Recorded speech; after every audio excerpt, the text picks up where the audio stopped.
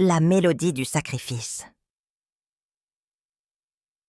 Il était une fois, dans la forêt magique, un lieu enchanteur, où les arbres possédaient des racines qui chantaient, des chansons de l'oubli. Ces mélodies douces et mystérieuses flottaient dans l'air, apaisant les âmes tourmentées. Un jeune garçon nommé Anas y vivait, curieux et intrépide, toujours à la recherche de nouvelles découvertes. Un jour, alors qu'il se promenait parmi les feuilles mortes d'automne, Anas trébucha sur quelque chose de dur. En écartant les feuilles, il découvrit un vieil album de musique, sa couverture poussiéreuse ornée de symboles étranges. Intrigué, Anas ouvrit l'album et vit que chaque page contenait des paroles de chansons. Il lut les premières lignes d'une chanson et aussitôt, une douce mélodie s'éleva des racines des arbres autour de lui. Soudain, il se sentit envahi par un profond sentiment de paix. « Que se passe-t-il » se demanda-t-il à voix haute.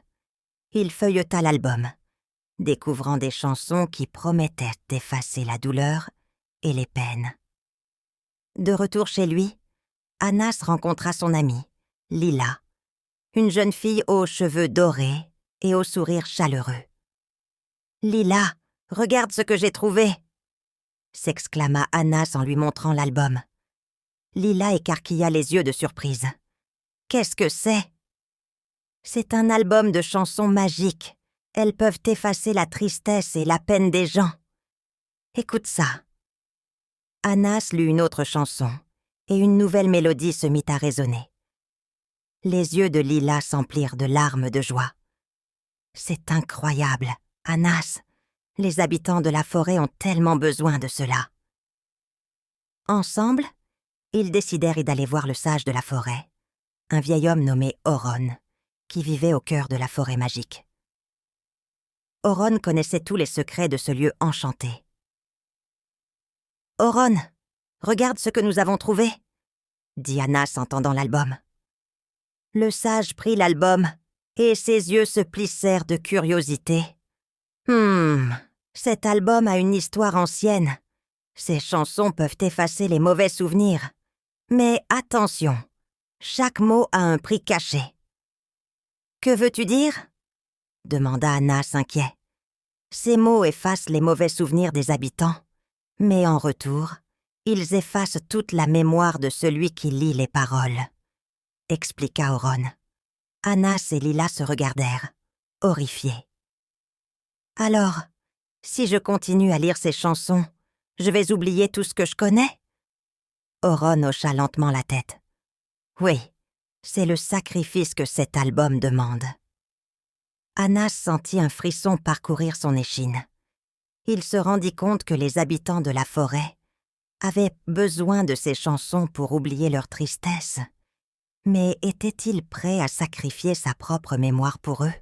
« Que devons-nous faire, Anas ?» demanda Lila, la voix tremblante. Anas prit une profonde inspiration. « Je dois prendre cette décision seule. » Pendant les jours suivants, Anas réfléchit longuement. Il voyait les visages tristes des habitants de la forêt et savait combien ils souffraient. Un matin, il se rendit à la clairière centrale, où tous les habitants étaient rassemblés. « Écoutez-moi, habitants de la forêt, » appela-t-il. « J'ai trouvé un moyen de vous libérer de votre tristesse, mais cela demande un grand sacrifice. » Les habitants se murmurèrent entre eux, intrigués et inquiets. « Les chansons de cet album peuvent effacer vos peines, » expliqua-t-il, « mais en les lisant, je vais perdre tous mes souvenirs. » Un murmure de stupeur parcourut la foule. « Non, Anas, tu ne peux pas faire ça !» s'exclama Lila, les larmes aux yeux. Anas secoua la tête. « Je dois le faire. Vos sourires et votre bonheur en valent la peine. » Il ouvrit l'album et commença à lire les paroles des chansons une par une. À chaque chanson, une mélodie douce s'éleva et les visages des habitants s'illuminèrent de joie. Mais, peu à peu, Anas sentit ses souvenirs s'effacer. Il oublia ses jeux d'enfance, les visages de ses amis, même les moments passés avec Lila. À la fin de la dernière chanson, Anas se sentait vide, comme une page blanche. Les habitants, maintenant libérés de leur tristesse, le regardaient avec gratitude, mais aussi avec une profonde tristesse. Lila s'approcha d'Anas, des larmes coulant sur ses joues. « Merci, Anas, » murmura-t-elle. « Tu as sacrifié tant pour nous. » Anas la regarda sans la reconnaître. « Qui êtes-vous » demanda-t-il doucement. Lila sourit tristement. « Je suis ton amie, Lila. Tu nous as sauvés. » Les jours passèrent, et les habitants de la forêt veillèrent sur Anas, lui racontant des histoires de son passé, essayant de lui faire retrouver des bribes de souvenirs. Mais malgré leurs efforts, Anas semblait perdu. Puis, une nuit, alors que la lune brillait haut dans le ciel, une lumière douce émana de l'album de musique. Anas, attiré par cette lumière, ouvrit l'album une fois de plus. Les pages brillaient, et une voix douce et apaisante murmura « Anas, ton sacrifice a été noble. Pour ton courage et ton cœur pur, tu seras récompensé. » La lumière enveloppa Anas, et soudain, tous ses souvenirs lui revinrent en un flot d'émotions et d'images.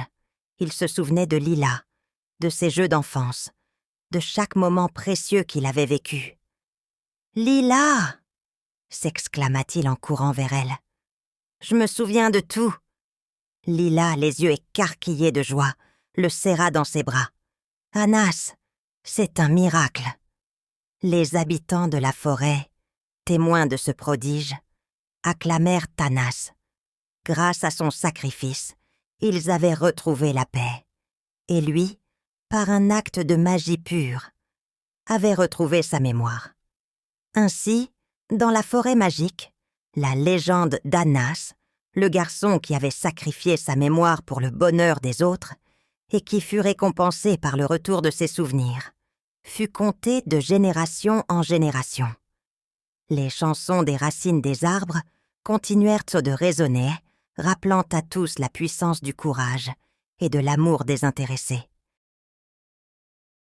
Nous voilà arrivés à la fin de cette aventure magique sur Raconte-moi une histoire. Nous espérons que vous avez apprécié cette histoire autant que nous avons aimé vous la raconter. N'oubliez pas de vous abonner à notre chaîne pour ne manquer aucune de nos prochaines aventures. Et si vous souhaitez soutenir notre travail et aider à la création de nouvelles histoires, vous pouvez visiter notre page sur Ko-fi à l'adresse suivante: ko-fi.com Nina's Bibliothèque. Vous trouverez le lien dans la description. Merci pour votre soutien et à bientôt pour de nouvelles découvertes.